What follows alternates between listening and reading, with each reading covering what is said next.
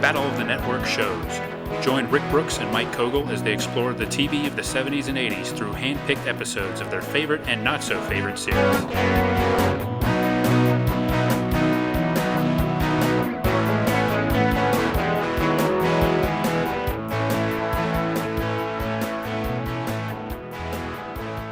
Welcome back to Battle of the Network shows, another bonus episode, and I'm Mike. Hello, everyone. I'm Rick. And today it's another Fame game, and I hope I do better than last time. Well, Mike, as I'd like to say, the Fame game is a very challenging competition. There's certainly no shame in coming up short. Uh-huh. I know all of our listeners like playing along. You know, I've had people stop me in the street, you know, and randomly shouting out names and responding to certain clues. And the feedback I get from everyone that comes up to me in the street is that it's really challenging. And I can't tell you how many times somebody said to me, boy, I don't envy Mike being in that situation, under the lights with the music playing, trying to play along. They really, you know, they kind of feel for you, Mike, because they realize what a pressure cooker this is. Oh, well, I'm glad to hear that, because they don't say that to me. Oh, what do they say to you? Loser. Oh, well. Get a lot of that, you know, the L on the forehead. Like, you know. Who doesn't know Ruth Buzzy? I'm disappointed to hear that, because we want to create a fun and action-packed, but also welcoming and enjoyable experience for everybody. Yeah. And that includes you. That's right. And you know, it's fine. I can take a taunt or two, but just don't waste your tomatoes like that.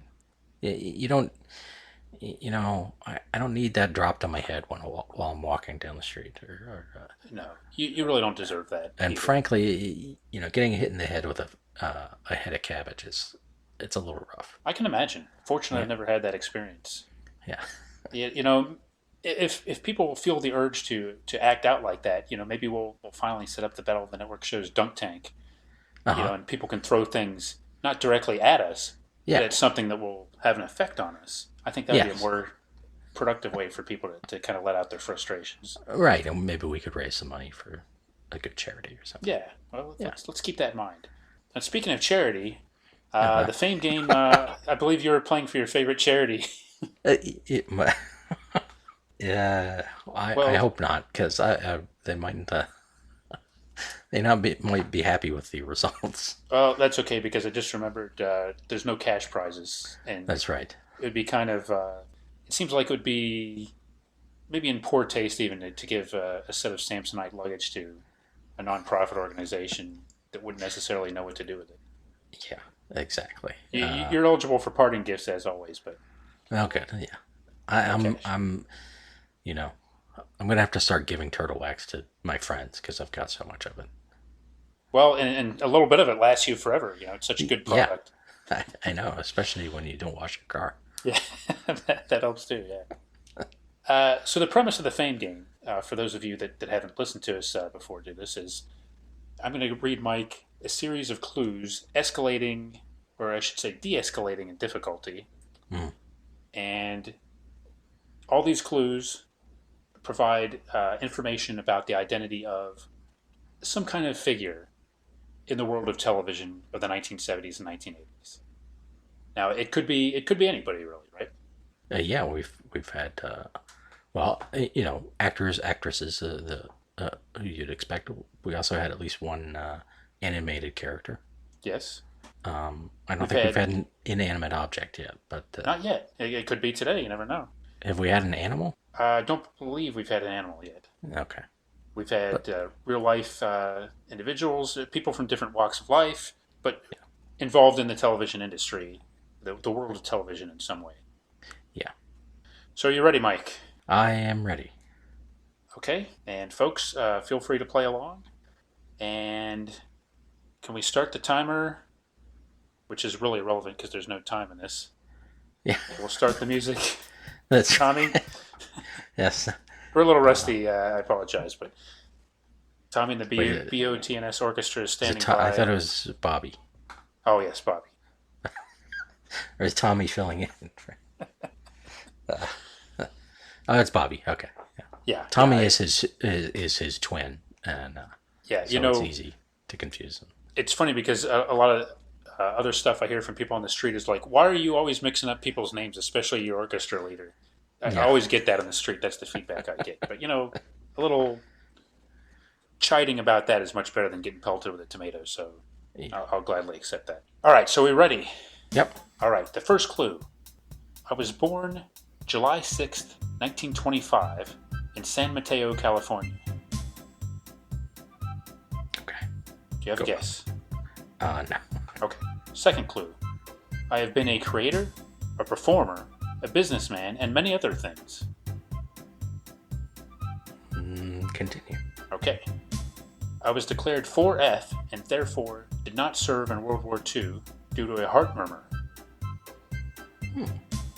Go on. My show business career started as a radio singer and national syndication.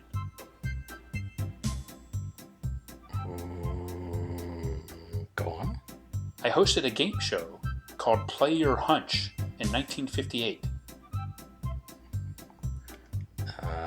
Continue. I have had professional interactions with many other Battle of the Network show's personalities.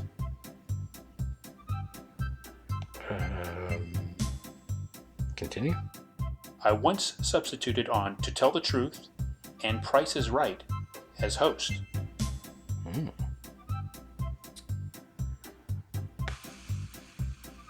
I will go on to the next clue. Wink Martindale. It is not Wink Martindale.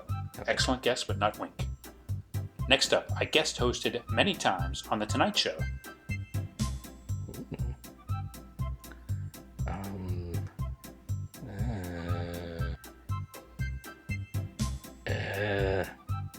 Go on.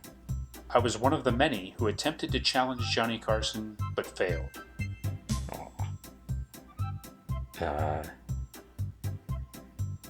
Joan. No. Joan Rivers was not 4F. Not Joan. No, Joan Rivers proudly served as a whack. Okay. Arnold Schwarzenegger made his United States talk show debut on my show.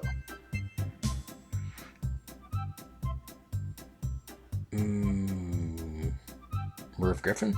It is Merv Griffin. Hey! Very well done, Mike. Very well done. How do you feel? You did very well. I feel good. On that one. Yeah, I don't really know a lot about Merv, so... Well, might I tell you a little bit more about Merv? Yeah. If you hadn't gotten it then, one of the shows I created was Dance Fever. I considered Nancy Reagan a close friend. I owned a casino in Atlantic City. Mm-hmm. I died in 2007. Yeah. Rick Moranis impersonated me on SCTV. Uh-huh. That doesn't narrow it down all that much, unless you had the other clues, of course. And finally, I created Jeopardy and Wheel of Fortune. I would have gotten in on that. Yeah, but I'm glad I got it before that. You got it much earlier, so... Didn't he wrote the theme songs too, right? Yes. Yes, he did. Yeah. So he's had he had quite a distinguished career, and somebody that I think you don't hear as much about today. No. It's almost like he's more famous for creating the game shows and producing those than he is for having a talk show. But yeah, he was a really big, especially as a daytime talk show host back in the 70s and 80s. Right. I don't think I knew that he had done it in late night too. Yeah. Was that syndicated as well, or was that a network? I don't remember offhand. I think ABC might have given him a shot in that time slot. Oh, okay. Yeah. They tried a couple different things in there, like Joey Bishop, and who actually lasted for a while. But yeah, Merv did quite a while. I'd say for a while he was most famous as a talk show host, but yeah, he was a singer, did a little acting, did all kinds of things, game show hosting. Yeah. Well, I'm glad to know some more about him then. Like I said, I knew he had the talk show, the syndicated, the daytime one, and I knew the Jeopardy and Wheel of Fortune, and that his set appeared on Seinfeld. Ah, yes, that's right. And the casino in Atlantic City was the Resorts International, I think was, but that was real big for a while in the 80s. That seemed like that was a big thing. Merv is the casino mogul. Yeah. Did he would do commercials for that, right? I think he did, yeah. He had a reputation for being a not very hard-hitting host, but Again, Well, kind of an enjoyable, kind of relatively light program, but at the same time, he's you can see episodes streaming. He had guests like Martin Luther King, and he would have politicians, things like that. It wasn't a total 60 minutes of fluff every time out, but okay. a true icon of the television industry, Merv Griffin, and today's subject on the Fame game. All right.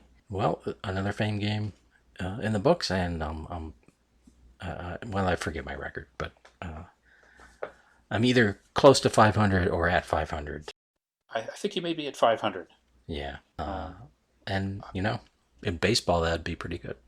It'd be very good, and I dare say next time you go out, I don't think you'll be getting any tomatoes unless they're maybe cherry tomatoes, but hopefully not, like a full-grown tomato coming at it. A cherry tomato might hurt more, actually. Yeah, maybe I shouldn't wish that on anybody. They're a little firmer. They're small. They could target that in a way that could cause some problems. But hopefully, we don't need to pursue that. We're not encouraging people to test that. Eat your produce or wait for it to go bad and throw it away, or compost it if you're really Yes, doing the right thing. that's a good option as well. Yeah, but don't throw it at people. No, please. This is a waste. Or I don't know. Take it out in the woods and leave it for animals. Merv would have wanted it that way. I think so. I think he was firmly against wasting produce. Yes. He probably had some tomatoes thrown at him. I mean, with a career that long. It was bound to happen sooner or later. Yeah. We've been podcasting some years and have had that. I mean, can you imagine a guy that did radio broadcasting? Yeah. Live performances. Right. Yeah. Okay. Anyway, that wraps up this Fame game, and thanks for listening, and we'll be back again soon. Join us next time for another exciting episode of Battle of the Network Shows. Learn more, leave feedback, and suggest future episodes at battleofthenetworkshows.com. Follow us on Twitter at BatNetShows, and like our Facebook page, facebook.com/Battle of the Network Shows.